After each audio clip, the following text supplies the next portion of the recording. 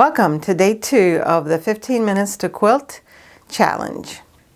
Today I'm working on trimming some blocks for this unallocated quilt. I found this pattern for Unallocated on Instagram and I really liked it, and I started right away to make sure that I had made some sample blocks so that I would remember how to make this quilt. What I really like about this quilt is the way these light squares work together to form a chain that go all the way down the column of the quilt and make it really beautiful design. I was getting tired of working with 1.5 inch strips because I have so many scraps. I thought that if I cut blocks that were bigger, then I would be able to get more of the scraps used up. I'm not going to talk in this video because there's really not that much more to say besides that. It's just a scrap quilt and it's a great pattern. So sit back, enjoy, stitch with me. Don't forget to enter for the prize drawing. Make sure you leave a comment to let me know what quilt you're working on today and how much progress you are able to make in 15 minutes. This is a really fun way to use up all of the scraps from the different projects that I've been working on, and it serves as a great leader ender. I like to chain piece when I'm quilting so I can make sure that there's always something that is underneath the needle of the sewing machine. What I used to do in the past was to just take the next fabric, just to rotate the same block around and around so that there's always something under the needle. But then I heard from Bonnie Hunter that she actually uses a separate quilt to work as a leader ender, and basically it's just a matter of working on a different quilt that's a pretty simple pattern, and that way you can make sure that you can always have something under the needle. And that's what this quilt is for me, is something that I can use as a leader ender. It's just a slow process to finish it off. In the past, when I was doing that, I would wind up with that one last block that's still underneath the sewing machine, and when I took the blocks out to get pressed, that one block would stay under the needle while the other blocks could get pressed, and so there was always a little delay.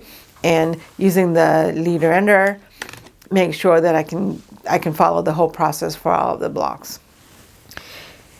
And what I like to do, I added on to the leader ender concept by using the scraps from the quilts as I'm making them, so that the leader ender quilt is actually using up my scraps for me. And just like sorting your mail and making sure you take care of your mail right away, I'm hoping that I can just take care of the scraps right away, and that way I don't have to worry about processing them and putting them away, and also I don't have to worry about like what size to cut the scraps, because I know that I'm using a particular quilt and I can just cut the scraps for that particular quilt. Sometimes I collect fabric scraps from many different quilts and they all just get put into one scrap quilt, and that way I have a memory of that quilt, and also I can get the scraps used up. Sometimes I put these blocks in the back of a quilt, and other times I just collect them, put scraps from different quilts together to make one big quilt.